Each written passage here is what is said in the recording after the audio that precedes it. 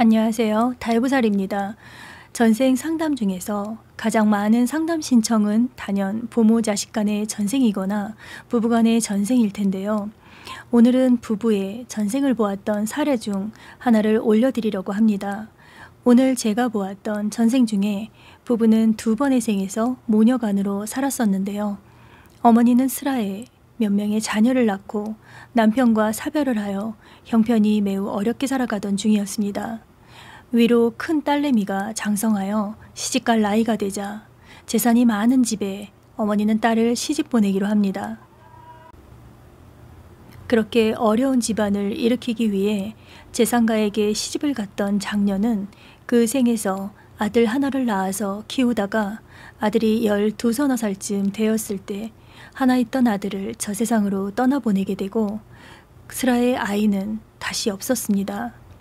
큰딸은 친정이 항상 그리웠고 친정엄마 생각을 많이 하면서 행복하지 못한 결혼 생활을 이어나갔는데요. 그때 친정엄마가 현생의 남편이며 그때 큰딸은 지금의 부인입니다.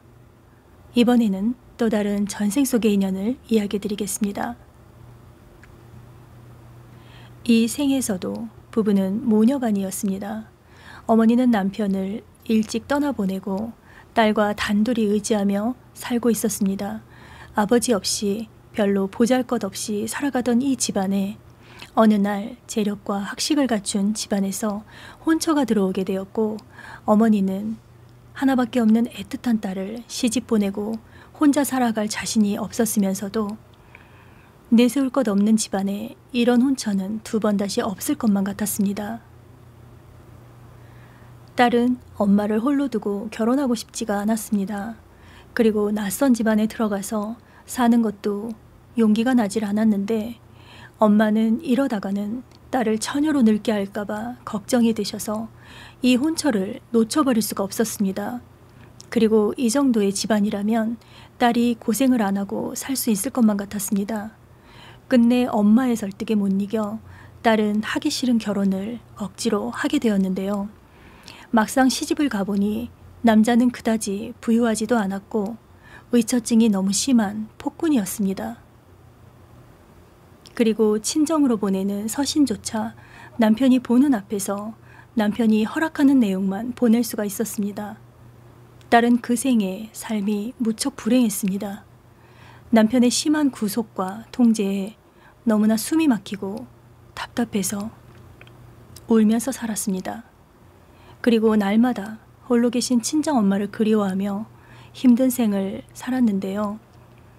그 생에서도 역시 자식과의 인연이 없었습니다. 딸은 친정엄마가 그립고 자식이 없어서인지 더욱 외로웠습니다.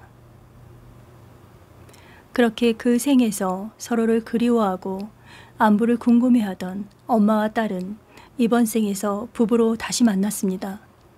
친정엄마는 딸을 두 번의 전생에서 강제로 시집을 보낸 결과로 자신도 딸에 대한 그리움으로 고통을 받았었습니다. 이번 생에서 엄마는 남편으로 그리고 딸은 아내로 부부의 연을 맺게 되었네요. 남편은 전생에 딸이었던 아내를 전혀 구속하지 않습니다.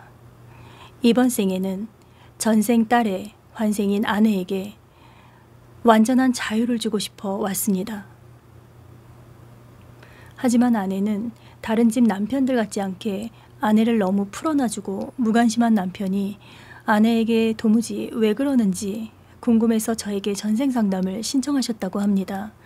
아내가 늦게 들어오던 말던 어디를 가던 말던 마냥 신경을 쓰지 않고 자유롭게 풀어놔주는 남편이 이해가 가질 않는다고 합니다.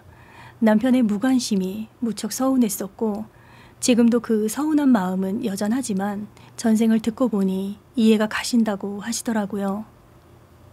주변 사람들은 남편의 구속이 전혀 없이 결혼한 주부가 이렇게 자유롭다 하여 아내분을 자유부인이라고 한답니다. 그리고 전생에 자식을 보지 못하여 두 생에 거쳐 외롭게 지냈던 부인께서는 현생에 예쁘고 착한 자녀를 두고 지금 행복한 결혼 생활을 하고 계십니다. 단 남편이 부인에 대해서 통제하지 않는 것에 대해서 무관심이라 여겨 서운했었는데 전생의 엄마는 이번 생에 남편이 되어 남편에게 억압받던 전생 딸을 자유롭게 풀어놔주고 싶어서 남편이 되어 찾아왔습니다. 오늘 영상은 여기까지 하고요. 저는 다해보살이었습니다.